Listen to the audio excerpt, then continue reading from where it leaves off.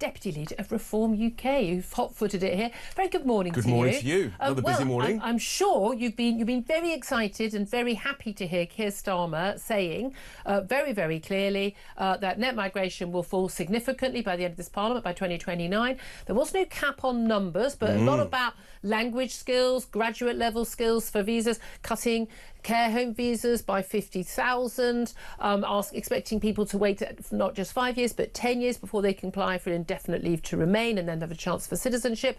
Surely you welcome all of that? Well, anyone think that he's been listening and learning and copying Reform's language and what we've been saying for many years? So in a sense, were you bigots then, though? Well, yes, probably. But when he talks about integration, we've been saying that for years. When he talks about learning the language and working, I mean, these are all sensible things. The issue is that there's no target, there's no number at all. We're very clear on the number. The number should be net zero. And just last week we had, I think, the Office for National Statistics saying that the average annual net immigration was going to be over 500,000. And he hasn't resiled from that in any way.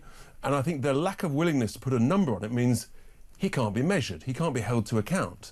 And then I think he went on to say would sort of bring the numbers down by the end of the decade. A political earthquake just hit, and Keir Starmer is right at the centre of it. Richard Tice and Reform UK have dropped the niceties. Their new policy is blunt. If you back mass immigration, you can house the migrants yourself. No more quiet placements in working class towns. Migrants are now being redirected to councils run by Labour, Lib Dems and Greens, the same ones that pushed for open borders.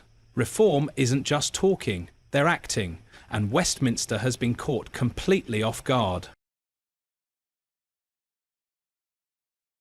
I've asked the Justice Secretary on numerous occasions in the House of Commons why not empty our prisons of some 10,000 foreign criminals and return them to their home of origin. And they won't answer me. And this is what you've got to do. That in that way, you're not then forced to release prisoners, violent prisoners, who should be serving their full sentence. You're not forced to release them very early. Well, we will be using whatever lever and lawsuits that we can against the Home Office to try to resist and reduce the use of hotels and private sector housing in those areas. Tell them the good news. youtube.com/shorts/kv_L66 8C WHIs.ETW KUCON KBLBA. Reform UK is now using its new council power to block migrant placements in towns that never agreed to them and reroute them to areas that openly supported immigration.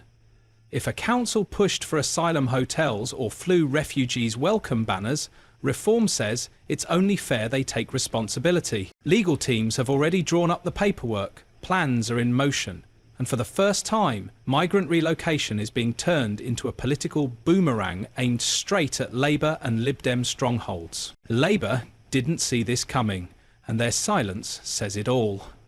Starmer's team has gone into crisis mode, blindsided by a move they never thought Reform would actually make. This wasn't just a reaction to years of failed Tory promises, it was a response to betrayal. While communities protested migrant hotels, Labour councils kept filling them.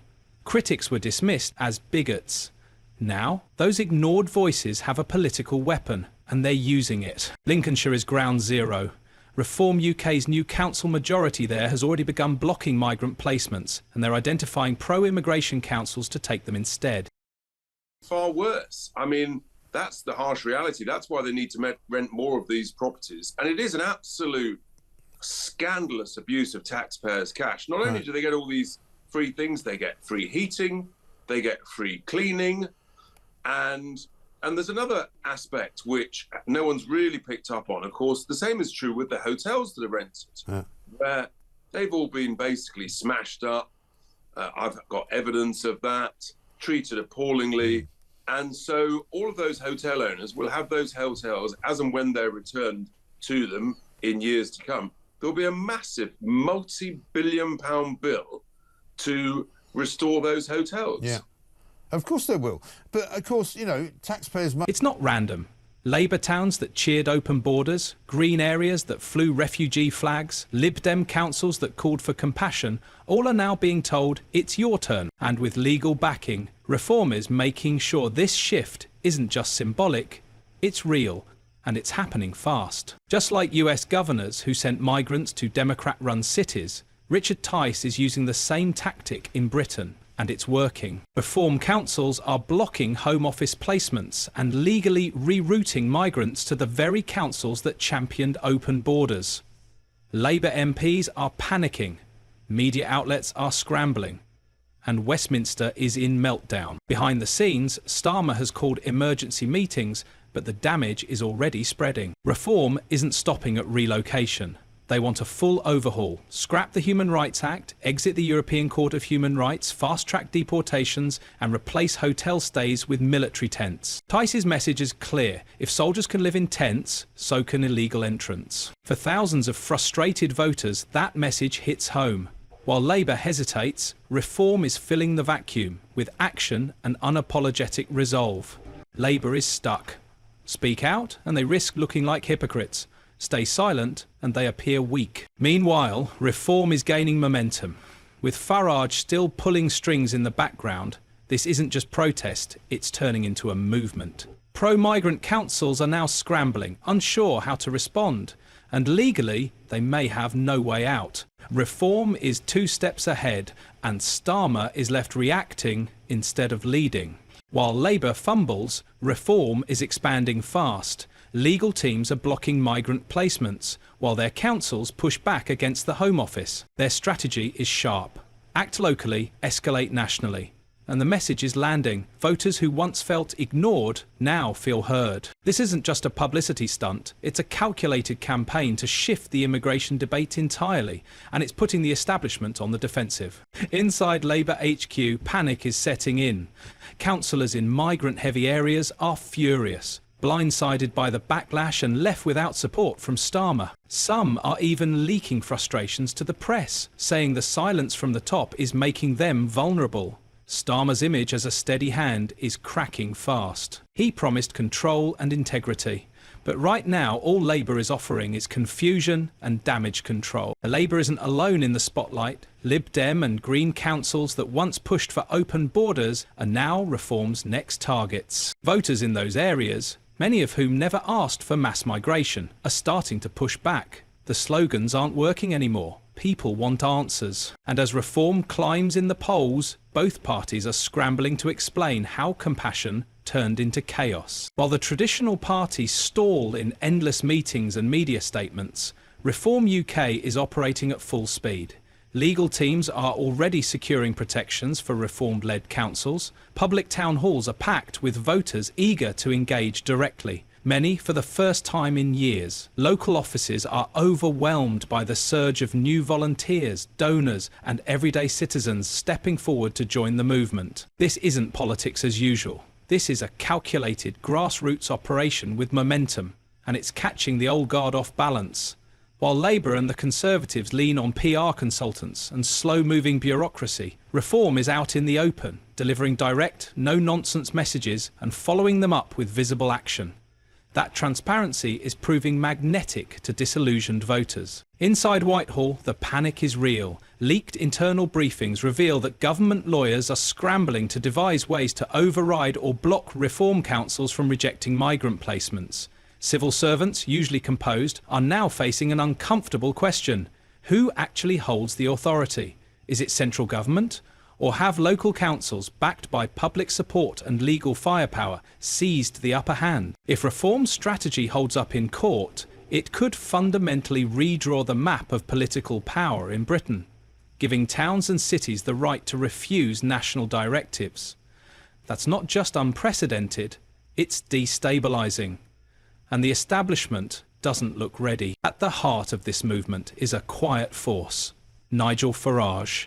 He hasn't officially stepped back into politics, but his fingerprints are everywhere. Messaging, legal framing, media angles, it all bears his mark.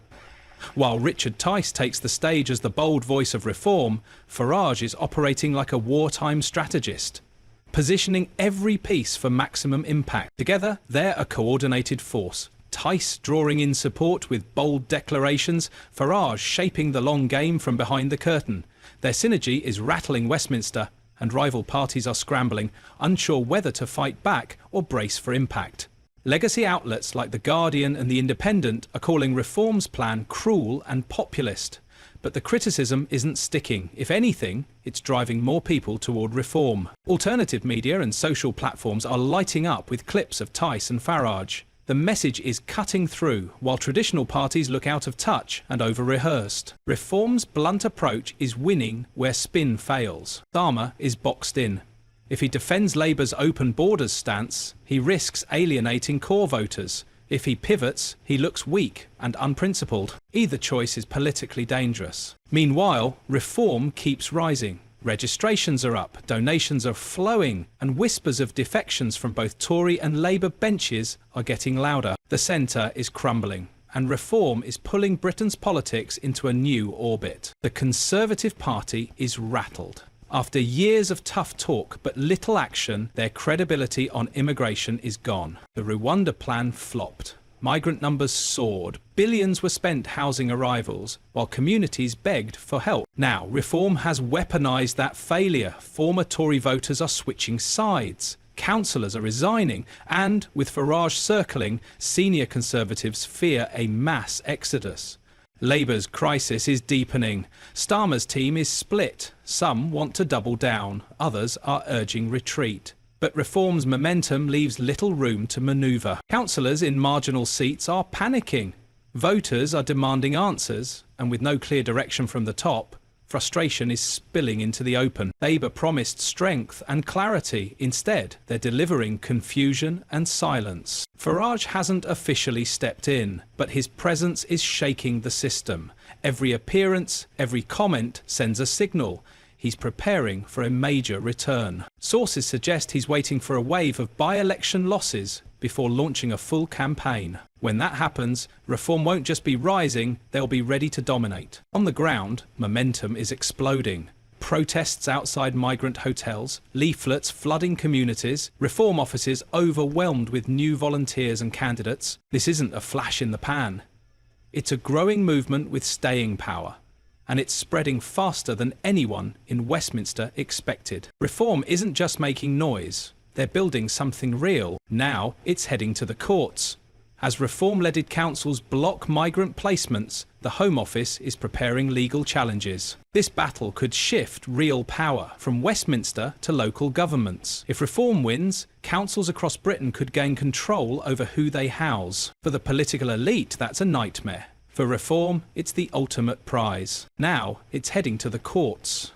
As reform-led councils block migrant placements, the Home Office is preparing legal challenges. This battle could shift real power from Westminster to local governments. If reform wins, councils across Britain could gain control over who they house. For the political elite, that's a nightmare. For reform, it's the ultimate prize. The fuse is lit, and the explosion may come at the next election. This isn't just about immigration.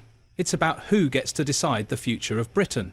For too long, working people were pushed aside by polished elites and party machines. Reform is now turning that resentment into results. Legal, political and electoral. What began as outrage has become organisation. What started as protest is becoming policy. Labour is scrambling, the Tories are bleeding support, and no one in the Westminster bubble seems prepared for what's next. But out in the towns and cities that felt forgotten, the tide has shifted. People are registering, donating, volunteering, and they're watching, waiting to speak loudest where it counts most. At the ballot box. The reform isn't asking for permission, they're preparing to take power.